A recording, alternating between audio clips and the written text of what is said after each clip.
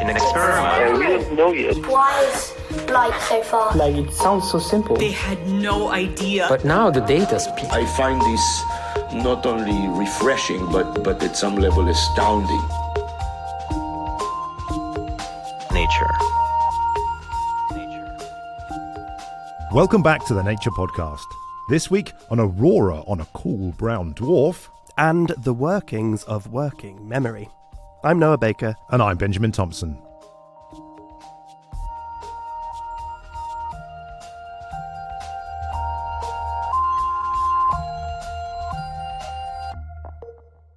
First up on the show this week, we've got a bit of a space mystery for you. Over 40 light years from Earth, there's an object known as W1935. It's a brown dwarf. So the definition of a brown dwarf is hazy. This is Jackie Faherty from the American Museum of Natural History. They're objects that are in between stars and planets. So they just don't have enough mass to get hydrogen burning in their core. So the nuclear engine that drives our sun to shine, we don't have that in brown dwarfs. So a lot of times people like to call them failed stars, but I take offense at the word failure because who's to say they wanted to be a star in the first place? Like, you could just as well call them overexcited planets, and you have a really hard time distinguishing them from giant planets like Jupiter. Despite their massive size, brown dwarfs like W1935 are difficult to spot. Oh, you've never seen one with your eye. I can guarantee you that. But you can see brown dwarfs with a telescope. And that is what Jackie and her team have been doing, in part using the James Webb Space Telescope, the JWST. They wanted to learn more about what brown dwarfs are made of. And when they stumbled across W1935, well... Oh man, what can I tell you? It was discovered in part by a citizen scientist named Dan Castleton, who just happened to be volunteering and working with my team. And when we found it, it was just really, really cold looking. And we just wanted to know what kinds of things it was made of. Wanted to know how much ammonia it had, how much methane it had, and how much carbon chemistry did it have. We wanted to know how close to Jupiter it looked. And that is what we tried to get out of the James Webb Space Telescope. So you've used JWST then to look at W1935 to get a sense of what its atmosphere was like then and what it was made of. And something really did pop out then when you looked at its spectrum using the telescope. Yeah, something popped out at us that confused us a lot at first. So we had a number of objects to compare it to. So that meant that we knew what normal could kind of look like. But in the case of 1935, it had a bump. It's the best I can describe it to you. You can check out a figure from the paper and then see what I mean. And when I saw it, I turned to the modelers on my team and said, guys, what is the weird bump? And we searched and searched and searched for an answer when finally one of the modelers, Caroline Morley, said, maybe we should consider looking at Jupiter and comparing, and we would be able to figure it out. And it could be emission, something glowing. And it turned out, yada, yada, yada, that it does fit very well with methane glowing, not absorbing light, but emitting light.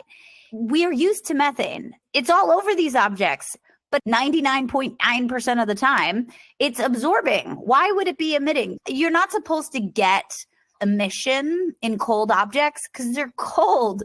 My object radiates at about the temperature that you would cook something in the Great British Bake Off. Like, it's your oven temperature. So it's cold for a space-based object. It's very, very cold when you compare it to a star. So you don't expect features that emit, which create these bumps in a spectrum. And what's heating it up then is kind of central to your work. Now, in many cases, you'd imagine that the heat would come from a star, right? But you suggest that this really isn't the case in this instance. Yeah, we have no star. This object is alone. We only know it as a single object. And without a host star, which was naturally, that's what you start thinking. Well, let's get that heat from somewhere. What kind of mechanism could do it? And we do see that within our own solar system. It's very clear that that's what happens. The sun has a solar wind that sends out some heat, and it can heat the upper atmosphere of the other planets in our solar system. Jupiter, Saturn, Uranus, Neptune, even Pluto can get a little bit of it. our object has no host star. So we have to go to something else as a helpful explanation. And this mystery then of where this energy comes from is what you've been trying to figure out. And the conclusion you've come to is perhaps a rather unusual one, that maybe this energy is created by an aurora. I mean, let's talk about aurorae, I suppose. We're familiar with them here on Earth. I think of aurora borealis here in the northern hemisphere. How does that impart energy into the atmosphere? So what that is charged particles from the sun interacting both with our magnetic field and then the atmosphere of the Earth. When those charged particles are glowing, when you see them glowing, there's energy coming from that. And so that energy could then translate to a temperature change. Jupiter's got it too. There's beautiful imagery of the glowing that's coming out of its poles. That's why the conclusion that we drew for the extra phenomenon that we were seeing, that heat very likely could come from an auroral process. But you can already see we've got a problem because that auroral process has some ingredients that are necessary to make it happen. And one of those is the charged particles. But the brown dwarf that you've been looking at, you've said that there isn't a sun, isn't a star to give those charged particles to make the aurora happen. So the mystery then deepens here. If that's what's going on, where's it coming from? Well, that's the $1 million question out of our study. What is it that could be causing it? But right now we just have ended in a speculative zone at the end of this paper to try and suggest that one fairly easy explanation to get that plasma would be from an unseen companion that is spewing out a plasma that could get captured by the object if it had a strong magnetic field, and then the phenomenon would be very easy to see falling out from there. And other examples of that in the universe that we can sort of draw parallels with? Yeah, so the aurora on Jupiter is also driven similar to how it's driven on Earth, but then Jupiter gets an extra bit. And where does it get it from? Well, it gets it from one of its big moons, Io, and it happens to be the most volcanic place in the solar system. It is constantly erupting, spewing out material, and what we see is that material ends up contributing to the aurora on Jupiter, and you get these auroral spots that are linked to Io's volcanic activity. And so the working hypothesis then is that there potentially is something like that happening around W1935, around your brown dwarf. This is where I will emphasize the speculative part of where we're at. Could it be something else? I can't outrule anything, but this one feels the most likely to me. Another explanation could be an internal process. So there's a gravity wave that's suspected to happen maybe in the solar system too, where you get energy that pulses out from the interior of the planet all the way out towards the outer atmosphere. The problem with that process, though, is that it wouldn't just dump this heat into one portion of the atmosphere that would just heat the methane. We would have or should have seen more things in emission as that energy passed through other layers of the atmosphere. And the only part that we saw pop was the methane in this one portion of the upper atmosphere. So that seems to be more indicative that it's an external process. And how might you go about answering the question as to what is causing this phenomenon, this situation to happen? Like, what are some of the key steps? Yeah, key step number one, we need more observations of the object, and we would like to get the radio observations down so that we would be able to tell you how strong the magnetic field is on this object. The other thing that's a missing piece that I don't know is how fast it's spinning. So both of those would be critical to demonstrating that the auroral phenomenon hypothesis is the best one, because you can't get one if you don't have a strong magnetic field, and you really can't get the ionosphere, which is the area where the plasma could be dumped into, unless the thing is spinning rapidly. So I also need the rotation rate of the object. Now, your paper isn't the first evidence of an aurora in the atmosphere of a brown dwarf, but it is the coldest. And you'll be trying to figure out exactly what's going on. What will proving that this brown dwarf has an aurora, if that's what it turns out to be, why will this be important in kind of the cosmic scheme of things, I suppose? I mean, at the most basic level, It's a phenomenon that has gone underappreciated in exoplanets, in worlds beyond our own. And extra heat in the upper atmosphere could definitely impact how we see life on worlds beyond our own, aside from the fact that it could be showing us that a brown dwarf might have a world around it. And that's something we'd be very interested to understand how often it exists, how many more planets are unaccounted for because they're orbiting these little engines that could brown dwarf objects. That was Jackie Faherty from the American Museum of Natural History in the US. To read her paper about W1935, look out for a link in the show notes. Coming up, new research investigates how short-term memories are kept in mind. But right now, it's time for the research highlights with Dan Fox. The receptors needed to perceive the bitter taste of a hoppy beer or a black coffee have been found to have been present in some fish 450 million years ago. Bitter taste receptors help humans and other organisms to recognise potentially toxic compounds so that they can avoid consuming them. Now a team of researchers have scoured the DNA of 18 cartilaginous fishes, including sharks, rays and skates, for genes encoding these receptors. The researchers found that more than half of the species, including the great hammerhead, possess genes for bitter taste receptors that resemble those of humans. Like their human counterparts, the fish receptors are produced in the taste buds, allowing the animals to detect bitter substances. The authors say that this finding suggests that bitter taste receptors emerged earlier than previously thought and were already present in the common ancestor of jawed vertebrates. Hopefully that research won't leave a bitter taste in your mouth when you read it in full in Current Biology.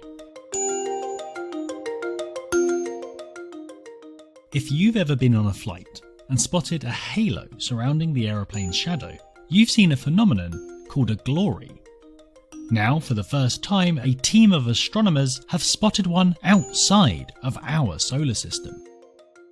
The glory was observed occurring on an exoplanet called WASP 76b, a planet where one side continuously faces its star and temperatures exceed 2,400 degrees Celsius.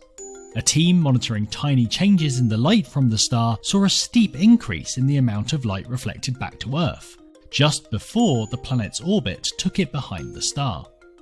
The unusual sharpness of this spike suggests that a glory is beaming light in Earth's direction.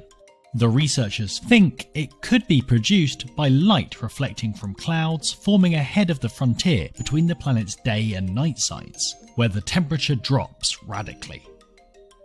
Bask in the glory of that research in astronomy and astrophysics.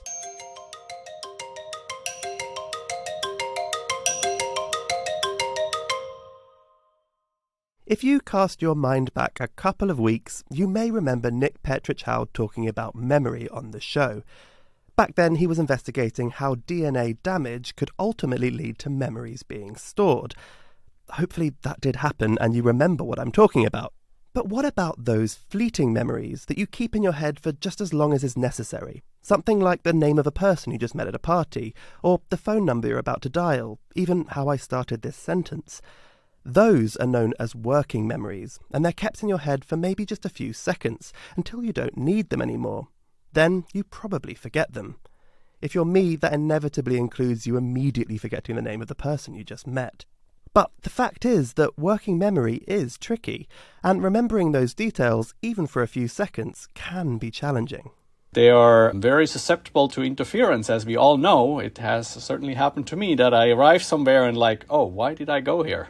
So it's that they require continuous focus to maintain them, because if we even briefly get distracted, they're gone. This is Julie Rutershauser, a neuroscientist who's interested in how these fragile working memories are protected. It has been thought that there are certain persistently active neurons that hold on to a memory as long as you focus on it, and then there are others which help maintain it by stopping you getting distracted.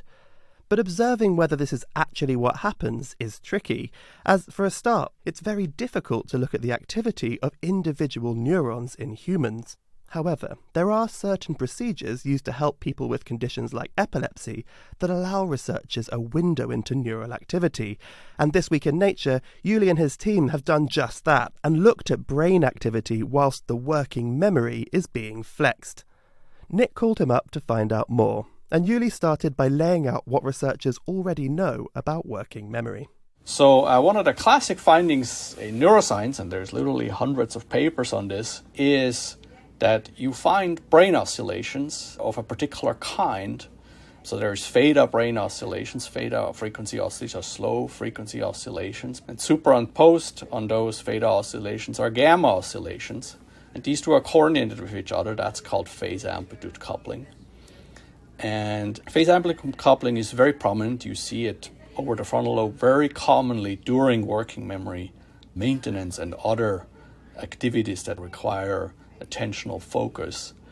So it has long been thought and theorized that phase amplitude coupling, its role or its function is to coordinate activity across the brain and thereby control working memory and try to maintain it.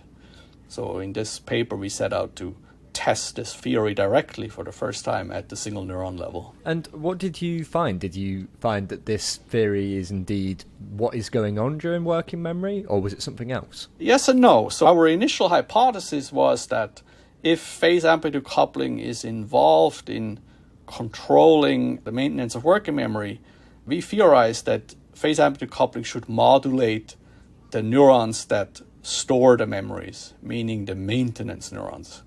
So these neurons remain persistently active throughout the maintenance period. To our surprise, that was not the case. So we found a lot of neurons in the hippocampus whose activity was coordinated by phase amplitude coupling, but those were not the neurons that also maintained the memories. They were a separate group of neurons. So we observed that indeed when control was engaged and when it was successful, those neurons were more modulated by phase amplitude coupling, but it was a separate subset of neurons. So ultimately we ended up calling this group of neurons pack neurons for phase amplitude coupling neurons. And sort of the second half of the paper is about what the properties of these neurons are and how they ultimately control working memory content despite being a different group of neurons. So the theory was that these maintenance neurons that maintain these memories were the ones that were going to be more associated with these brain oscillations. But actually it was a completely separate group of neurons that seemed to be more correlated, these pack neurons that you found in the hippocampus. So the idea is then that these two groups of neurons are kind of working together to make working memory work? Yes, so we think they are a reflection of these two different aspects of working memory, with the pack neurons being the control aspect and the maintenance neurons being the storage aspect. Now, surprisingly, what we found is that these pack neurons, they interact with the frontal lobe. So they coordinate their activity with oscillations in the frontal lobe. And this coordination was stronger when control was needed. So in our task, we showed the subjects either 3 images to remember or 1 image. So the coordination of these pack cells with the frontal lobe was stronger when the subjects were maintaining 3 images compared to when they only maintained 1 image. And this was only true for these pack neurons. And it was not true for the maintenance neurons that maintained the memory, thus allowing us to claim that this is really the control aspect. But of course, this now leaves open the question how these two mechanisms interact. And that's really the last part of the paper. So how is it then that you think they might be working together? Yes, so then ultimately what we discovered, what the pack neurons do, they inject correlations into the population that make neural activity more correlated between the storage neurons. And these correlations are introduced such that the information that the population carries is enhanced. Now, this was highly surprising because noise correlations, by and large, are thought to be information limiting, meaning information destroying. So if things are more correlated, then there is less information. So this is one way the two systems could interact, and that's indeed what we discovered. I mean, could it be working memory?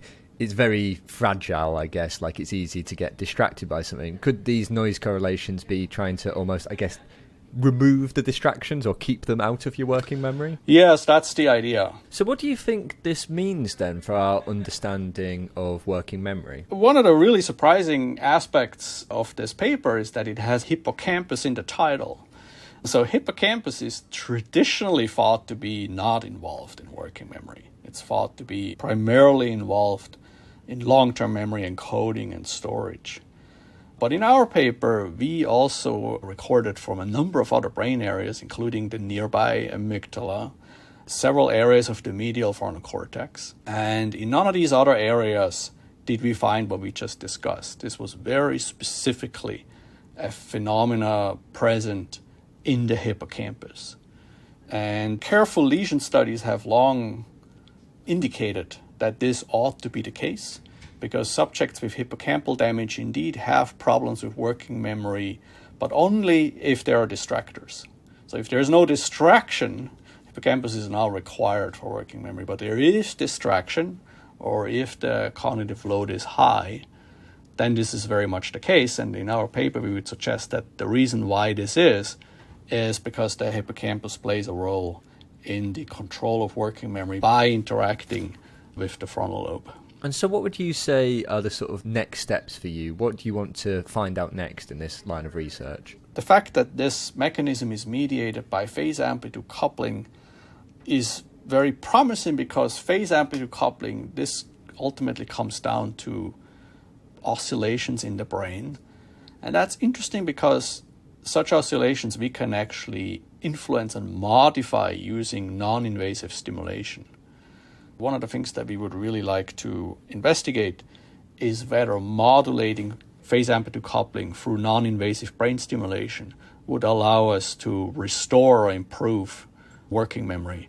And that would be a potential new treatment for working memory deficits, which, as I'm sure you know, are very prevalent in numerous diseases, including Alzheimer's, particularly at the early stages. That's like one of the early symptoms, is working memory problems. So we want to explore whether one could use this for translational applications. That was Yuli Rutershauser from Cedars-Sinai Medical Center in the US. For more on that story, check out the show notes for a link. Finally on the show, it's time for the briefing chat, where we discuss a couple of articles that have been featured in the Nature Briefing. Noah, why don't you go first this week? What have you got for us? So, I'm going to talk about some fairly bleak news this week. It's a story I read in the New York Times.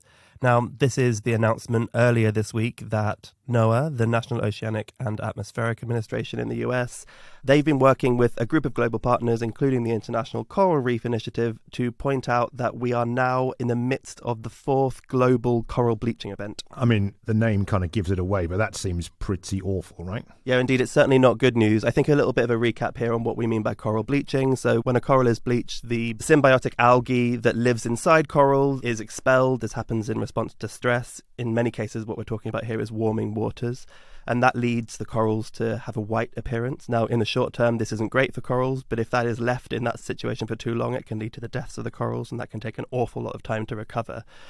Now, in this scenario, we're looking at a global coral bleaching event. And the way that this is determined is that researchers look at the extent of coral bleaching all over the world. And in particular, they need to see that there have been bleaching events happening in all 3 ocean basins that contain corals all at once. And that is exactly what they've seen in this case. I mean, we've talked on this podcast a fair bit about ocean heat waves. I imagine that is probably related in this instance. Absolutely. So we'll get on to what this is related to in terms of global climate patterns in a moment, but I guess just a couple of numbers to indicate how problematic this is. In order for this to be a global bleaching event, you need to see at least 12% of the reefs in each basin to be impacted. At the moment, we're looking at 54% of the world's corals that are experiencing bleaching, and that is in large part due to heat stress over the past year. And whereas one of the researchers in this piece is quoted as saying that the number is increasing by about 1% every week. So this bleaching that's being seen around the world is growing and spreading across all of these basins that contain corals, the Indian Ocean, the Pacific Ocean, and the Atlantic Ocean. Well, incredibly sobering numbers there. And what are the specific climate conditions then that you talked about? So obviously all of this is happening in the context of a warming world as a result of climate change, but it is exacerbated in this case by the current El Nino cycle.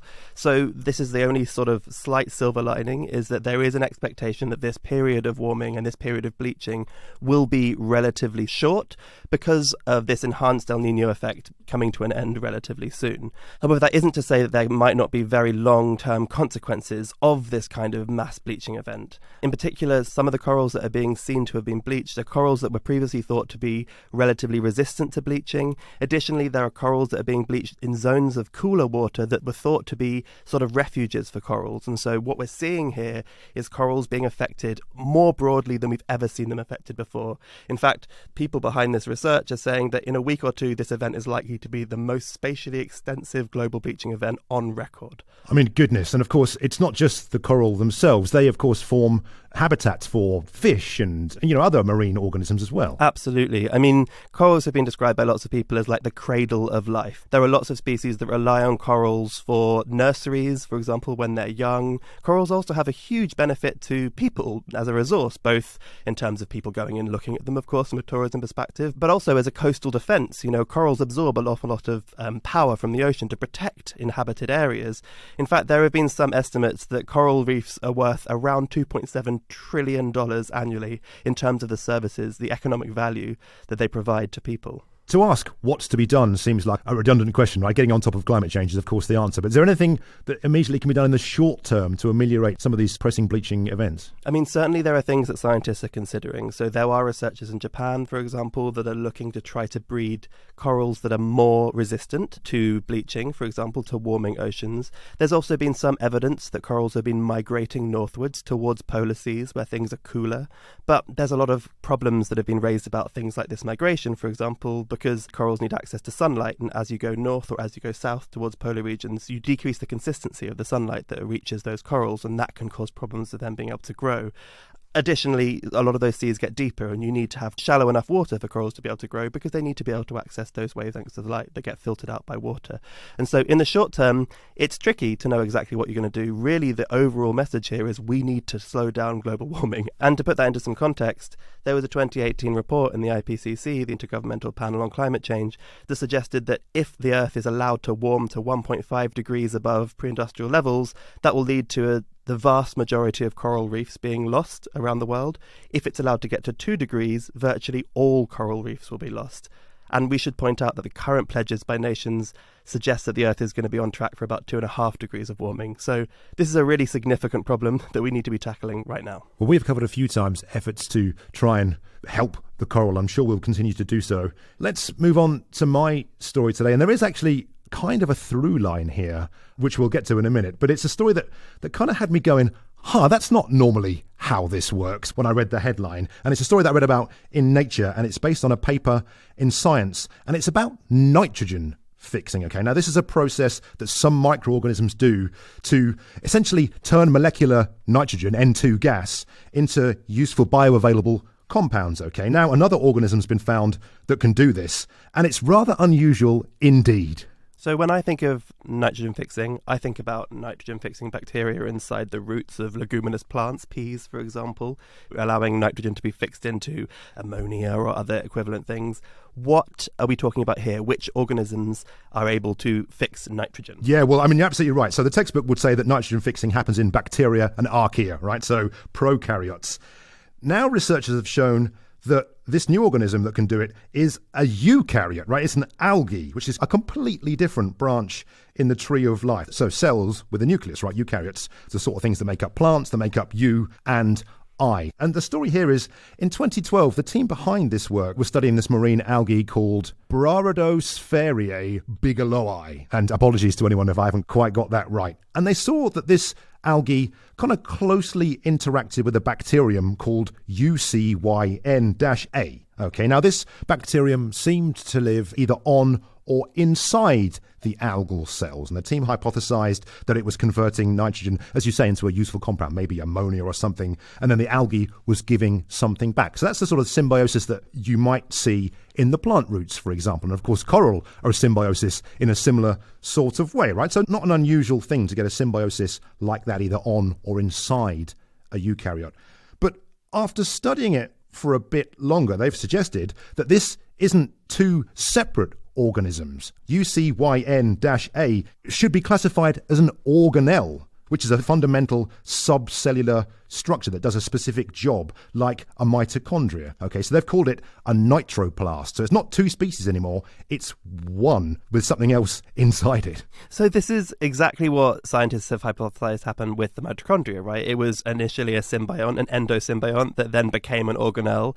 And is this watching a similar process in action here, but for nitrogen fixing? It seems like it might be. And not just the mitochondrion, the chloroplast as well is one of these potentially. It's thought it started life as a bacterium that got consumed and then off we kind of go. And it seems that there are some key criteria to decide whether a bacterial cell has become an organelle. And even this is a bit hazy, to be honest with you. But it seems like in the first instance, the organelle, let's call it that, must be passed down through generations of the host cell, right? They have to come together because the root nodules that you talked about, they're picked up by the plant from the ground. And what the team here have done is they've imaged dozens of algal cells at various stages of cell division and found that this nitroplast splits in two just before the algal cell divides. There's one in the offspring cell and one in the parent cell.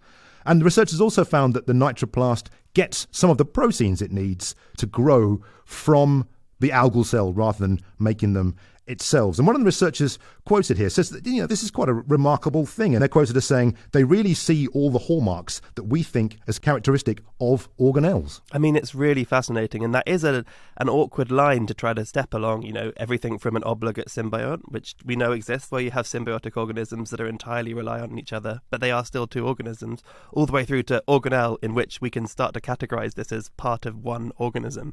I mean, from what you're telling me here, it feels like scientists are coming down on the side of, you know what, maybe this isn't an obligate symbiont anymore. This is an actual organelle. What does this mean in terms of our understanding of the way that eukaryotes work? Yeah, well, I mean, it gives major insights into how this happens. Now, analysis from a previous study, they reckon that ancestors of the algae and the bacteria entered a symbiotic relationship around 100 million years ago. And then from that, this has led to the nitroplast organelle. So the process of this happening, I suppose, in evolutionary terms, is an interesting one to study. But could it actually be used as well? I mean, that's something that researchers are interested in. I can absolutely believe they would be. I mean, trying to create nitrogenous compounds is incredibly valuable from fertilizers and so on. And I can imagine that if there was some way to try to utilize this prokaryotic nitrogen fixing entity, I can immediately see the eyes of biotechnologists lighting up thinking, what could we do with this? Yeah, I mean, one of the researchers themselves says that, working out how the nitroplast interacts with its host cell could support efforts to engineer crops that fix their own nitrogen because, say, getting atmospheric nitrogen and turning it into ammonia